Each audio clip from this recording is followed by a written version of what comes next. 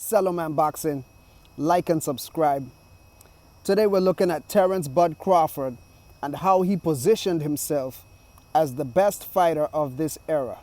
We're going to put the spotlight on it. Stay tuned.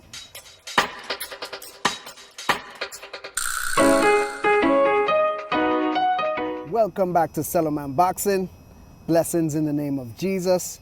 So today we're talking about Terrence Crawford and how he solidified himself as inarguably the best fighter in boxing right now. He is. I mean, we can't dispute it. He's undisputed twice for a reason. And to be honest, Errol Spence is my favorite fighter. I like his style, and I favor boxers that have similar styles. I learned boxing from Julian Jackson here in St. Thomas, the Hawk, and I also learned boxing from his son. His son is a trainer as well, and so I like fundamental styles. If you look at Julian Jackson, his hands were always up, his foot positioning was always very good. Nothing flashy, but he was very efficient. So I favor styles like that. I favor styles like that. So I favor Errol Spence's style. He's very technical, very disciplined. His feet are always under him. You see a lot of fighters, a lot of great fighters.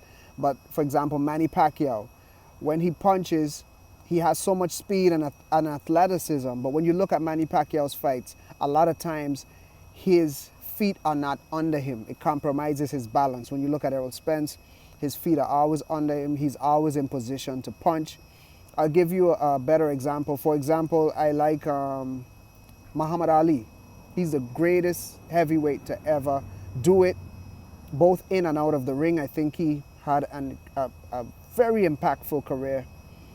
But as great as he was in the ring, doing all those things that you can't really teach, it just came natural to him. I favor Joe Louis's style. Joe Louis, his feet were always under him. If you look at Muhammad Ali, a lot of times when he would get away from shots, he would lean too far back or jump back too far, step around a little too far, so he wouldn't be able to counter because he would be out of range. You look at Joe Louis, he would shuffle with his steps, he would kind of slide with his steps and get just out of range, so he was always in range to punch. I mean, Joe Louis is just beautiful, and you can teach that because his style was so fundamentally sound, right? So looking at the fight with Errol Spence and Terrence Crawford, I was thinking that Errol Spence's fundamentals would get him over the hump. I was looking at Terrence Crawford. He is technical. You can tell that he has been well schooled in boxing, but you would see a lot of reliance on athleticism. He wouldn't set up every shot using the jab. He would use timing. He would use a lot of timing to do it. His ability to read patterns and catch you between shots while you're setting up your offense, not necessarily using the jab to do it, right? So I was favoring Errol Spence's fundamentals to win the fight, okay? But Terrence Crawford came, man, and he changed his style, basically. He changed his style, and he displayed what we were not really expecting from him. Terrence Crawford, he didn't just use the jab, like say a flicking jab or just a jab to maintain distance. He didn't just use it to set up his power shots. For the first couple rounds against Errol Spence, Terrence Crawford weaponized the jab. It wasn't just a setup. It wasn't just to gauge distance. Terrence Crawford weaponized the jab. He made the jab his weapon of choice. And I was shocked. I was like, what? Errol Spence wasn't prepared for that.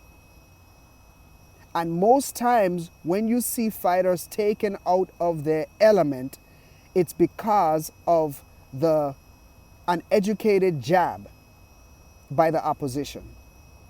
If you remember the Marcos Maidana fight, versus Floyd Mayweather. Remember the first fight, which was very competitive. Everyone was calling for a rematch. That was a close fight. I don't care what the scorecard said. That was a close fight. They asked Floyd Mayweather at the end of that fight, what was the difference in this fight? Did he surprise you with anything? Floyd didn't say it was his power. Floyd didn't say it was Marcos Maidana's awkwardness. He said he had a good jab. So Terence Crawford came out and disappointed all of us Spence fans by the jab. I'm not saying that his power didn't do it. I'm not saying that his distance control, his awareness, his defense, I'm not saying all of those things didn't have a part to play. But the jab was the key. And I say to myself, man, Terence Crawford showed that he always had a good jab. He just didn't need to utilize it to that level. But he fought up to the level of competition. He fought up to the level of competition. And what I would say is this. It showed you that Terence Crawford took Errol Spence as serious could be. He viewed Errol Spence as the threat to his legacy, as the threat to his undefeated record. Even in the post-fight interview, Terence Crawford said something that made me respect him and his team. With all that the trash that Bomac talks and all that stuff, all the trash that Bernie the boxer says, you know, it's quite distasteful. But it showed you, behind closed doors, them boys be working. Because Terence Crawford told the truth. He said, look, my whole team, we were worried about Errol Spence's jab, and they had better be worried about the jab. So they understood that they couldn't use the traditional Terence Crawford approach using the flicker jab. They had to use a strong jab, and they had to jab with Errol Spence. That's the mindset that you need to be great, to overcome your competition. Admit and acknowledge their strengths.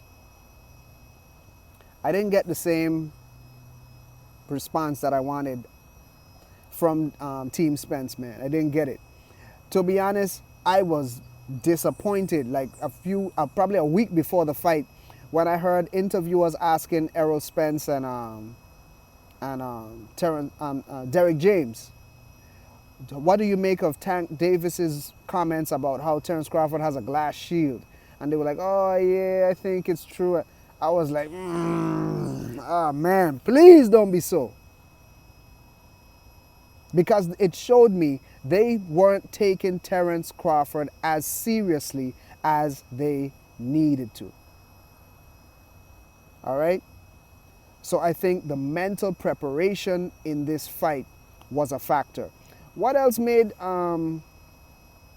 Terence Crawford great and helped him solidify himself as the greatest boxer right now?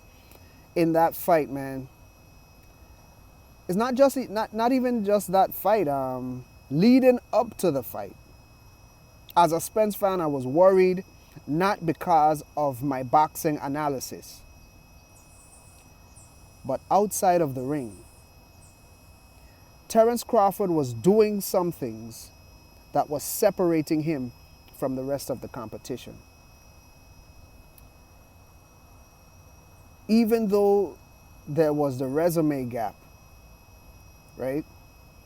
Because, you know, even Terence Crawford admitted his resume was lacking, right? But he showed that his lack of experience in the ring, he could make it up by what he does outside of the ring. To the point where even though Errol Spence's resume in the ring, as far as caliber of world champions when he fought them, was better than Terence Crawford, Terence Crawford had the experience advantage going into the ring. How did he do it? Terence Crawford strategically positioned himself as a gatekeeper in boxing. He's out there training in Colorado Springs. Terence Crawford made it his business to spar all the up-and-coming fighters. Terence Crawford has sparred, we know he spars Shakur Stevenson, he spars Kelvin Davis. He spars the more prominent Keyshawn Davis, who's a silver medalist, right? Shakur is a silver medalist as well. He sparred Tiger Johnson. He sparred Lorenzo Truck Simpson. He sparred the young kid, Jesus Ramos, who's supposed to be fighting Erickson Lubin. He sparred Erickson Lubin. He sparred Brian Norman Jr., right? He's sparring all these young guys. He's all these up-and-coming guys. He sparred Carlos Adames. You know what I'm saying? He's sparring these guys that are top contenders or world champions or looking to fight for a world title. Man, look, that's important. That's significant for Terence Crawford's experience because Terence Crawford is an older head.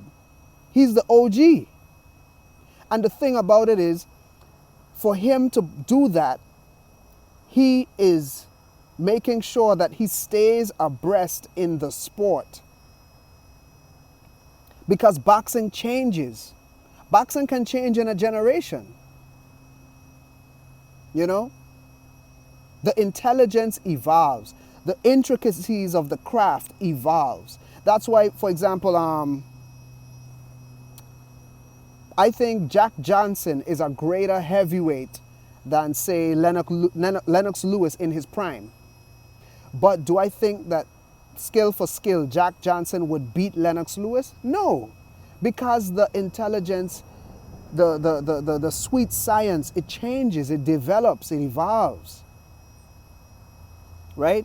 And what Terence Crawford did by making sure he's sparring all these young guys is he's staying abreast with the sport. All the little changes, he's staying abreast with the sport, not just perfecting his skill set, but building his skill set. It's like a doctor making sure that he reads medical journals, the new novel medical journals and research and scholarly articles to make sure that they keep abreast of the sport. Because medicine is always changing. Boxing is always changing. So you look at Errol Spence, he's still a great fighter. He's still my favorite fighter, but I'm just saying. He got Frank Martin in his camp, right? One of the up-and-coming southpaws in the 135 division, stacked division, right? Every time you ask Frank Martin, are you sparring Errol Spence? No. But you got Terence Crawford over here sparring Shakur Stevenson. Shakur Stevenson says him and Bud, they're brothers. They have a strong relationship. You ask Tank about Errol Spence, he says the same thing. He's my brother. They have a strong relationship. Why haven't we seen or heard that Errol Spence is sparring Tank Davis? That kind of work would have gotten Errol Spence not the exact preparation for Terence Crawford, but the caliber. When you're sparring world champions, it raises the caliber of your training immediately. So when you look at Terence Crawford, he dared to be great. Not just in the ring, but outside of the ring. And that's significant because when you're sparring all these young whippersnappers, I mean, he's sparring the likes of Troy Isley, right? These guys are monsters. Jesus Ramos, these guys are monsters. There's risk involved because those young guys coming up, they have nothing, they have everything to gain but nothing to lose. And they're just looking to have a great day against the OG, against the champion. There's risk involved. And guess what? We heard the rumors about Crawford getting hurt in sparring by Brian Norman Jr. Do I believe it's true? Yes. Because that's what happens when you spar these young guys. Do I know exactly what happened? No, but the truth is, if nothing happened, there would be no story. Just like when Errol Spence sparred Floyd Mayweather, do I believe he knocked Floyd out cold? No, but did he hurt him? Or did he have a real good day against him? Yes, because if he didn't, there would be no story. That's the risk you take as an old head, testing yourself, testing your skills, being willing to get in the ring against these young guns. But Terence Crawford did it. And he positioned himself in boxing to the point where there was nothing that Errol Spence could do that would surprise him. That made him extremely dangerous. That made him dangerous, man. With that being said, do I think Errol Spence can win the rematch? It's possible. It is possible. But just like Terence Crawford had to intentionally be disciplined enough to change his style, Errol Spence is going to have to do the same thing. He's going to have to change his style. The question is, can he change his style? And even if he can, will it be enough to beat Terence Bud Crawford? The Spence fan in me says, of course it is. But the realist in me says, that remains to be seen. We'll talk about it in another video. But for now, we have to applaud the greatness of Terence Crawford. He positioned himself outside of the ring by taking care of his body, by testing himself against the young guys coming up. He positioned himself to be the best boxer right now. That's the SelloMan Spotlight on the Manor. Blessings.